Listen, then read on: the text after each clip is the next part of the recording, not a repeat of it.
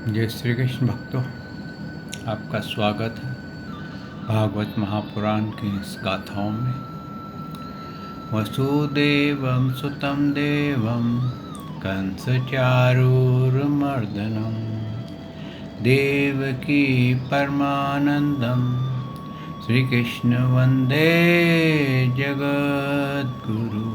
श्रीकृष्ण शरणं गोपाल शरणं श्रीकृष्ण शरणं गोपाल शरणं मेरे बांके बिहारी नंदलाल शरणं मेरे बांके बिहारी नंदलाल शरणं श्रीकृष्ण शरणं गोपाल शरणं श्रीकृष्ण शरणं गोपाल शरणं मेरे बांके बिहारी नंदलाल शरणं मेरे बांके बिहारी नंदलाल शरणं श्रीकृष्ण शरणं गोपाल शरणं श्रीकृष्ण शरणं गोपाल शरणं मेरे बांके बिहारी नंदलाल शरणं मेरे बांके बिहारी नंदलाल शरणं श्रीकृष्ण शरणं गोपाल शरणं श्रीकृष्ण शरणं गोपाल शरणं मेरे बांके बिहारी नंदलाल शरणं मेरे बांके बिहारी नंदलाल शरणं। बोल भगवान श्री कृष्ण की जय। श्री नंद के लाला की जय। श्री देवकी नंदन श्री कृष्ण की जय। श्री द्वारकाधीश भगवान श्री कृष्ण की जय। बोल देवादिदेव पूर्ण ब्रह्म भगवान श्री कृष्ण की सदा ही जय। जय श्री कृष्ण भक्तों, हम छठे अध्याय का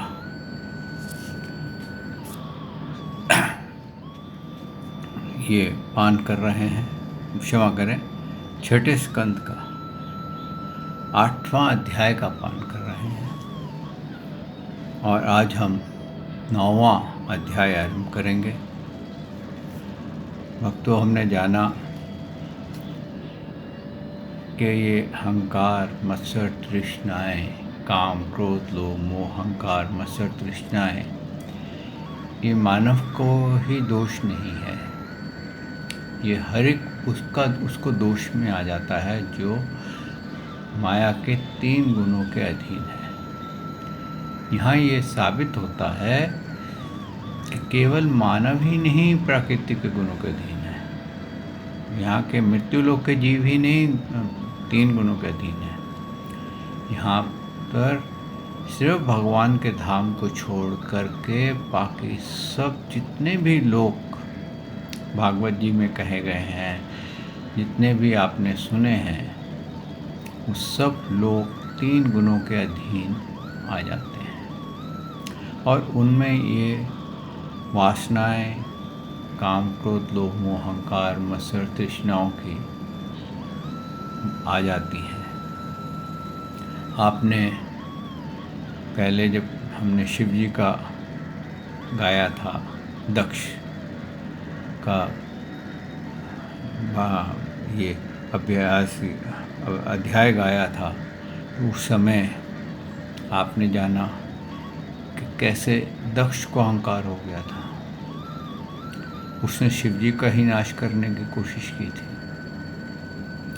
और कैसे ये अहंकार कितनों को हुआ, कितने इसमें विनिष्ट हो गए। अब आपने जाना कि इंद्र को अहंकार हो गया और वो अपमान करने लग गया। ऐसे ही भक्तों, ये मद का लोभ जो है, अपना ऐश्वर्य का, मद का, ये जो हमारे का आ जाता है, इसको कंट्रोल करना बहुत कठिन हो जाता है। यहाँ तक कि देवताओं के लिए भी कठिन हो जाता है। और उस अहंकार के कारण, जैसे आपने भगवान के गोवर्धन लीला कई बार सुनी होगी कि इंद्र को क्रोध आ गया और उसने 7 दिन तक गोवर्धन पे भारी बरसात करके तूफान ला दिया था, जिसको कहा गया था कि सबसे आज कहा जाता है कि सबसे पहला लॉकडाउन द्वापर में हुआ था। सबके सब 7 दिन एक ही जगह इकट्ठे हो गए थे। तो भक्तों, कहने का तात्पर्य ये है कि अगर हमारे को अपने ऊपर कंट्रोल नहीं आएगा तो हम किसी न किसी गुण के अधीन हो करके अहंकारवश उसका कार्य करते रहेंगे। और जब तक मानव में अहंकार के कारण होने वाली गतिविधियाँ होती हैं, तब तक वो भगवान की रियल ज्ञान से दूर हो जाता है। इसीलिए कहा है कि जो सच्चे भक्त होते हैं, पहले तो वो किसी के सामने प्रकट नहीं होते, यानी कि बताते नहीं हैं कि मैं ऐसा पहुंचा हूँ। और जब अगर किसी को ज्ञान देते हैं, जैसे आपने राजा जड़ भरत की गाथा सुनी। जड़ भरत बहुत बड़े ब्रह्मज्ञानी थे, लेकिन उन्होंने जाकर के किसको बताया नहीं। लेकिन आजकल क्या हो गया कि आजकल तो थोड़ा ज्ञान आता है तो हम अपनी छोटी छोटी पार्टियों में ज्ञान बांटना आरंभ कर देते हैं, और यहाँ तक कह देते हैं भगवान को ऐसा नहीं ऐसा करना चाहिए था। यहाँ पर उन्होंने थोड़ी गलती कर दी, यानी कि हम भगवान को भी करेक्ट करते हैं। तो इंसान का कार्य क्या है, हमारे दिमाग में कहते हैं कि पहले हम जब मंदिर जाते हैं तो हम वहाँ का ज्ञान सीखने जाते हैं, दोबारा जाते हैं तो हम उस ज्ञान को और अच्छे से पान करना चाहते हैं। तो तीसरी बार जाते हैं और वहाँ पर हम ज्ञान थोड़ा थोड़ा बांटने लग जाते हैं। फिर चौथी बार जाते हैं तो हम दूसरे जो ज्ञान दे रहे होते हैं उनकी त्रुटियाँ निकालने लग जाते हैं कि इसमें ये गलती थी, इसको ऐसा नहीं ऐसा कहो, इसमें ये कमी है, इसमें वो कमी है। और उसका नतीजा क्या होता है कि हम ज्ञान लेना तो भूल जाते हैं, लेकिन कि त्रुटियाँ निकालने लग जाते हैं। और जब हम त्रुटियाँ निकालने लग जाते हैं ज्ञान में, उसका नतीजा ये होता है कि हम अपना ज्ञान को अरेज कर रहे हैं, उसको डाउटफुल कर रहे हैं। और जब वो डाउटफुल हो जाएगा तो फिर आप कैसे यकीन करो कि भगवान आपके साथ हैं। आप डाउटफुल हैं, इसीलिए तो आप भटक रहे हैं। आपको आपको 100% यकीन ही नहीं है कि भगवान आपके साथ बैठे हैं, आपके हृदय में बैठे हैं। आप भगवान को खोज रहे हो, मंदिरों में खोज रहे हो, मज़ारों में खोज रहे हो, अनेकों जगह पे खोज रहे हो, ज्ञान में खोज रहे हो, लेकिन आपको दृढ़ निश्चय नहीं है कि भगवान तो मेरे अंदर ही है। और यही यहाँ पर भगवान ने भागवत के मार्फत यही ज्ञान दिया है कि कैसे इंसान मद और मत्सर के अधीन हो करके त्रुटियां करने लग जाता है। थोड़ा सा ऐश्वर्य मिलता है, देखा जाए तो अभी एक इस तरह से आप समझिए कि किसी को कोई चपरासी था या छोटा सा आदमी था, उसको वो जज बन गया। अब वो ऐश्वर्य का उसको इतना मद हो गया कि जहाँ जाए वहीं लोगों को बोले खड़े हो जाओ, खड़े हो जाओ। अब वो छोटे कोर्ट का जज था, एक दिन बड़ी कोर्ट का जज आ गया। अब उसको इतना ऐश्वर्य मद हो गया कि उसके आगे खड़ा ही नहीं हुआ, ये तो मेरी अदालत में आया है। और उसका नतीजा क्या हुआ, वो सस्पेंड हो गया, क्योंकि उसके अहंकार के कारण उसके न्याय भी गलत होने लग गए थे। और उसको लगा कि मेरे अलावा कोई अच्छा न्याय कर ही नहीं सकता। इसी तरीके से भक्तों, हमारे को अपने आप को सुधारना है। ये कथाएं कुछ नहीं है, हमारी त्रुटियाँ हमारी त्रुटियाँ दिखाती हैं, हमें आईना दिखाती हैं कि आप देखो कि धूल तो तुम्हारे चेहरे पे लगी है और तुम आईना साफ कर रहे हो। आइए भक्तों, इस 9वें अध्याय को आज आरंभ करते हैं। सच्चिदानन्दरूपाय विश्वोत्पत्ते आदिहेतवे तापत्रयविनाशाय श्रीकृष्णाय वयं नमो नमः। श्रीकृष्णाय वयं नमो नमः। श्रीकृष्णाय वयं नमो नमः। श्रीकृष्णाय वयं नमो नमः। श्रीकृष्णाय वयं नमो नमः। श्रीकृष्णाय वयं नमो नमः। बोल भगवान श्री कृष्ण महाराज की जय। भक्तों, आज 9वां अध्याय है 6ठे स्कंद का। विश्वरूप का वध, वृत्तासुर देवताओं की हार। क्षमा करें, 9वां अध्याय विश्वरूप का वध, वृत्तासुर द्वारा देवताओं की हार और भगवान की प्रेरणा से देवताओं का दधीचि ऋषि के पास जाना। आज ये जो गाथा है, ये 3 इसमें मेजर पॉइंट्स डिस्कशन की है। एक तो विश्वरूप जिसको इन्होंने गुरु बनाया देवताओं ने, उसी की ही हत्या कर दी। क्यों कर दी? क्योंकि वो उसकी जो माता थी वो असुर कुल की थी, और वो असुर कुल की होने से वो असुरों की तरफ उनका दया भाव था। जैसे आप ये ऐसे समझ लीजिए कि किसी की माता एक अन्य धर्म की हो और एक हिंदू पिता हो, तो बेटे का जो प्रभाव है माता के धर्म की तरफ भी उसका अट्रैक्शन हो जाती है, और वो हो सकता है माता का धर्म ही अपनाए। क्योंकि अक्सर ये देखा गया है कि जितने भी इंटरकास्ट मैरिज होती हैं, तो जो उनकी औलाद होती है वो अक्सर माँ का धर्म अपनाती है। तो इस प्रकार से माता की तरफ उनका प्रेम था, माता के उनके परिवार की तरफ, क्योंकि वो असुर कुल की थी। और जो ऋषि थे त्वष्टा, ये ब्राह्मण कुल के थे। इसी प्रकार से अब उन्होंने उसका इंद्रदेव ने उनका वध कर दिया था, क्योंकि उनको ऐसा लगा कि ये देवताओं की वृद्धि नहीं कर रहे, ये असुरों की भी वृद्धि कर रहे हैं, दोनों तरफ कार्य कर रहे हैं, यानी 2 धारी तलवार हैं। ऐसा नहीं करना चाहिए, इनको फेथफुल रहना चाहिए। तो भक्तों, इस हिसाब से देखा जाए, जिसको गुरु बनाया, जिससे नारायण कवच पाया, उसी का ही वध कर दिया। उसकी एक त्रुटि के ऊपर ही उसका वध कर दिया। ये क्या है? ये अहंकार की बात है।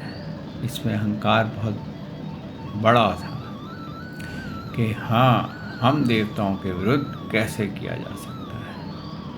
उससे बात करते, उसको समझाते, देवता शक्ति से कार्य कर सकते थे, लेकिन ऐसा नहीं किया, क्योंकि अहंकार से उनको लगा कि जो हम न्याय कर रहे हैं वो ही सही है।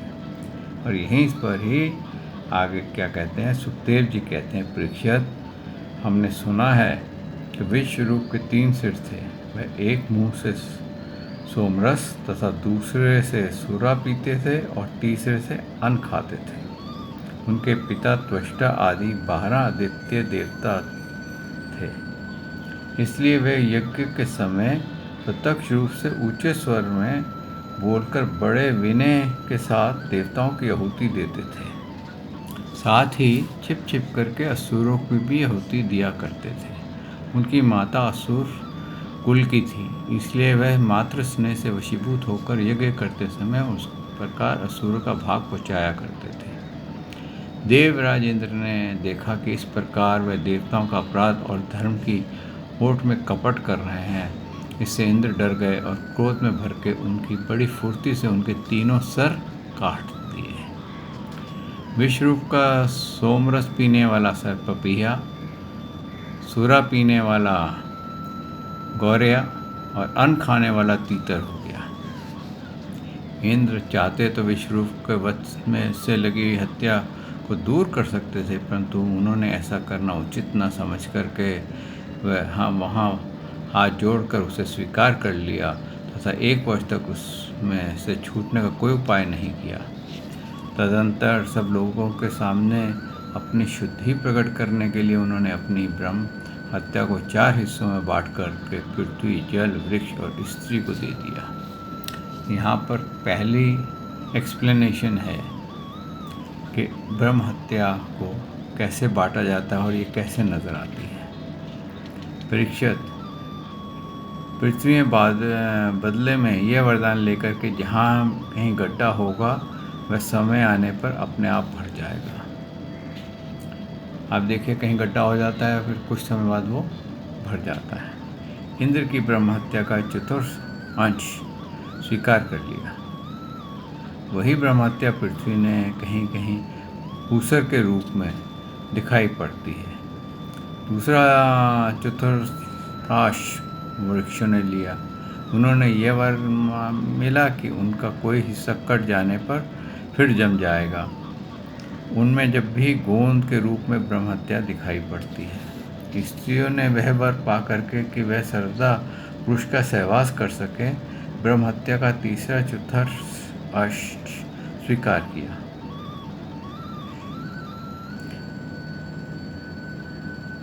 उस ब्रह्म हत्या का प्रत्येक महीने रज के स्वरूप में दिखाई पड़ती है।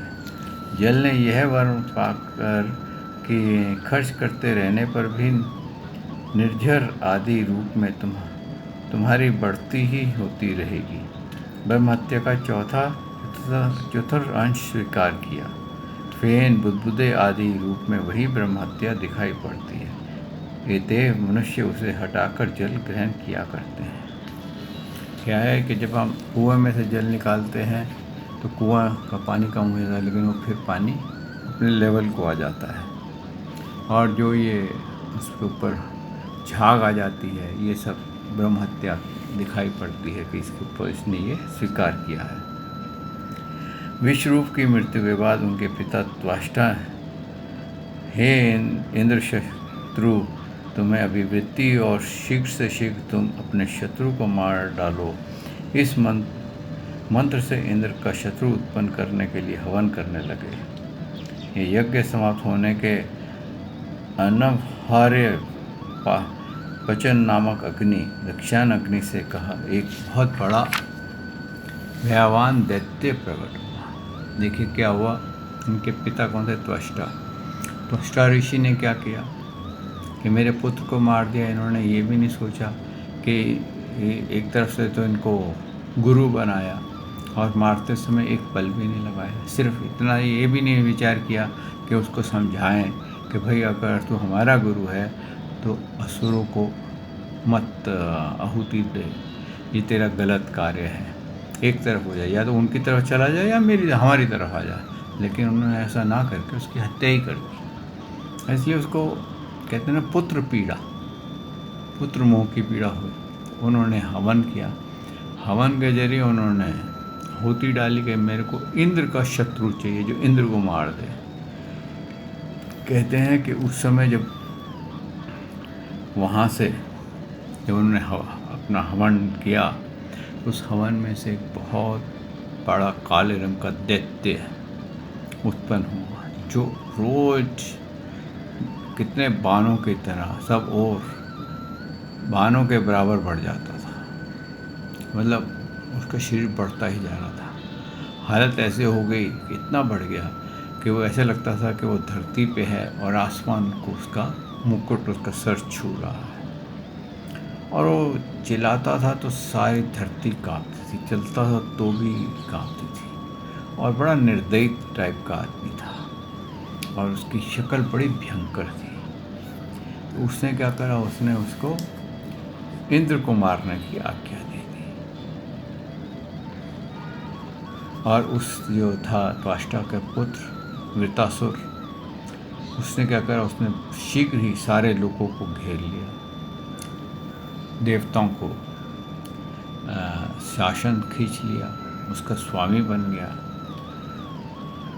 और अपने बड़े बड़े देवता अपने अपने अनुयायियों के सहित एक साथ ही उस पर टूट पड़े तथा तब अपने दिव्य अस्त्र शस्त्र प्रहार करने लगे, परंतु वृत्तासुर उनके सारे अस्त्र शस्त्रों को निगल गया। और देवता लोग भी खूब युद्ध कर रहे थे, लेकिन वो सब खा जाता था।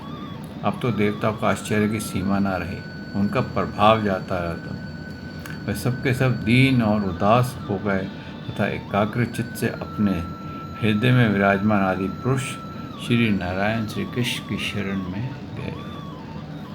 देवताओं ने प्रार्थना की। अब कोई रास्ता नहीं, कहते हैं जब इंसान लाचार हो जाता है तो क्या करता है, भगवान की शरण में चला जाता है। हम लोग भी यही करते हैं, जब हम किसी चीज़ वक्त असफल हो जाते हैं तो हम कहते हैं चलो अब भगवान के मंदिर चलते हैं, उनसे ही मांगते हैं। अब यहाँ पर उन्होंने क्या कहा कि देवताओं ने प्रार्थना की, हे श्री कृष्ण, वायु, आकाश, अग्नि, जल और पृथ्वी, ये 5 भूत, इनसे बने हुए तीनों लोग, आपके अधिपति ब्रह्मा आदि तथा हम सब देवता जिस कला से डरकर उसे पूजा की सामग्री की भेंट दिया करते हैं, वही काल भगवान भयभीत रहते हैं। इसलिए अब भगवान ही हमारी रक्षा करें।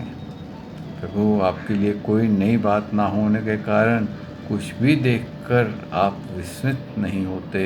आप अपने स्वरूप का साक्षात्कार से ही सर्वथा पूर्ण, काम, सम एवं शांत हैं। जो आपको छोड़कर किसी दूसरे की शरण लेता है वह मूर्ख है, वह मानो कुत्ते की पूंछ पकड़कर समुद्र को पार करना चाहता है। अब यही देवता क्या स्तुति कर रहे हैं कि जो आपको छोड़ करके किसी और की पूजा करता है या और किसी का वंदन करता है, अब इनसे पूछो, देवी तुम्हारी पूजा, अपनी पूजा क्यों कराते हो? फिर उनको बताते नहीं हैं कि ये तो वो खुद ही कह रहे हैं, देवता लोग ही कह रहे हैं कि जो आपको पूजा छोड़ करके किसी और की पूजा करता है वो तो ऐसे है जैसे कुत्ते की पूंछ पकड़ करके समुद्र पार करना चाहता है।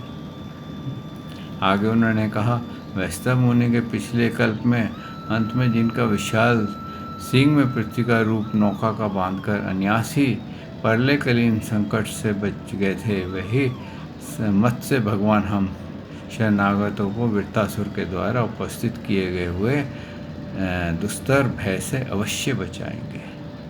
प्राचीन काल में प्रचंड पावन के थपेड़े से उठी हुई उताल तरंगों की गर्जना के कारण ब्रह्मा जी भगवान नाभि कमल से अत्यंत भयानक प्रलयकालीन जल में गिर गए थे। यद्यपि वे असहाय थे तथापि उनकी कृपा से वे उस विपत्ति से बच सके और वही भगवान हमें अब इस संकट से बचाएंगे। अब उन्होंने देवताओं ने खूब भगवान की स्तुति गाई और फिर कहते हैं कि भगवान प्रकट हुए। जब भगवान प्रकट हुए क्योंकि प्रसन्न हो गए थे भगवान, और भगवान जब प्रकट हुए तो उन्होंने कहा कि भगवान ने कहा, श्रेष्ठ देवताओं, तुम लोग स्तुति युक्त ज्ञान से मेरी उपासना की है, इससे मैं तुम लोग पर प्रसन्न हूँ। इस स्तुति के द्वारा जीवों को अपने वास्तविक स्वरूप की स्मृति और मेरी भक्ति की प्राप्ति होती है। स्तुति क्यों गाई जाती है? इसलिए कि भगवान के गुण गाए जाते हैं। हम भगवान को अपनी प्रशंसा सुन करके कोई अहंकार नहीं होता है। वो गुण जो गाए जाते हैं वो आपको और मेरे जैसे भक्त को, जो संसारिक जीव हैं, वो ताकि भगवान की तरफ आकर्षित हो सके। हमारे को सबसे पहले भक्ति कहाँ प्रवेश करती है? हमारे कानों से। हम देखिए, किसी अब बांके बिहारी जी का मंदिर है, किसी ने बांके बिहारी के मंदिर का वैसी बात करी, आपको कोई अट्रैक्शन नहीं, लेकिन वो वहाँ का नहीं, वहाँ भगवान की कोई लीला हुई, कोई रसखान की लीला गा दे, मीराबाई की लीला गा दे, तो क्या है, आपके मन में आएगा यार मैं भी एक ऐसे प्रत्यक्ष मूर्ति को देख के आऊँ कि वहाँ पर तो भगवान की जो मूर्ति है वो प्रत्यक्ष है, उसमें तो जो मौलो वो हो जाता है, दर्शन हो जाते हैं। तो कहाँ से प्रवेश की? मेरे कानों से। तो इसलिए ये स्तुतियाँ जो होती हैं ये हमारे को भक्ति का स्वरूप बताती हैं कि कैसे भक्ति की जाए और भगवान की क्या क्वालिटीज़ हैं। अगर हमारे को ये क्वालिटी तो नहीं पता, तो हमारे पास तो ज्ञान नहीं होगा, तो हम कैसे भगवान को जानेंगे। अब हमारे आज कलयुग है, कलयुग में तो ये हालत है कि माता पिता तो अपने ही उसमें व्यस्त रहते हैं, अपनी नौकरी पेशा में व्यस्त रहते हैं, रोज़गार में व्यस्त रहते हैं। हाँ, धर्म ऐसा हो गया है कि उसको पाखंड के रूप में देखा जा रहा है, और कोई धर्म जानता ही नहीं है। कोई दे भी रहा हो, सच्चा धर्म दे रहा हो, तो लगता है ये पाखंडी है, ये झूठ बोल रहा है। और क्योंकि कलयुग का जोर ज़्यादा है, और जैसे कि भागवत के आरंभ में नारद मुनि जी ने क्या कहा कि मैं यहाँ आया तो क्या देखता हूँ कि सारे जितनी भी आश्रम हैं बड़े बड़े, या ये धर्मशालाएं हैं, जो तीर्थ हैं, वो उन लोगों के हाथ आ गए हैं जो लोभी हैं, यानी कि वो व्यापार करते हैं धर्म का। तो इस तरह से अब क्या हो गया, सब तरफ शंका ही शंका चल पड़ी, क्योंकि कलयुग का प्रभाव है।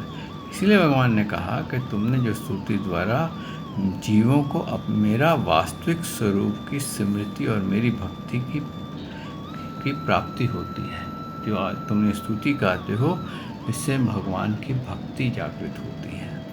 इसलिए ज़रूर गानी चाहिए। ये नहीं सोचना चाहिए हम भगवान की प्रेज़ करें। जब हम भगवान की प्रेज़ करते हैं, वो भगवान के लिए नहीं है, वो उन जो हमारे सुनने वाले हैं उनके लिए होती है।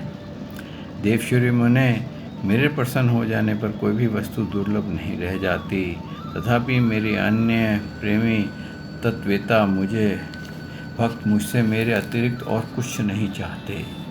यानी कि भगवान ने कहा कि जो मेरे रियल भक्त होते हैं वो मुझसे कुछ नहीं मांगते हैं। उनको मेरी भक्ति भी मैं सिर्फ अगर मांगते हैं तो मेरी सेवा मांगते हैं, मेरी भक्ति मांगते हैं, कुछ नहीं मांगते। जो पुरुष जगत के विषयों का सत्य समझते हैं, जो पुरुष जगत के विषयों को सत्य समझते हैं, वह नासमझ अपने वास्तविक कल्याण को नहीं जानता। यानी कि जो विषयों के लिए भक्ति करता है, वो अपना कल्याण नहीं जानता। वो क्या कर रहा है, अपना अनिष्ट कर रहा है। यही कारण है कि वह विषय चाहता है, परंतु यदि कोई जानकर उसे उसकी इच्छित वस्तु दे देता है तो वह भी वैसा ही नासमझ है। कई बार हम भगवान के पास जाते हैं, अपनी वस्तु मांगते हैं, लेकिन हमारे को वस्तु नहीं मिलती है, तो भगवान के मुताबिक वो वस्तु हमारे लायक नहीं है, तो हम भगवान से नाराज़ हो जाते हैं कि प्रभु आपने मेरे को ये वस्तु क्यों नहीं दी, मैं इतना मांग रहा हूँ, ये कर रहा हूँ।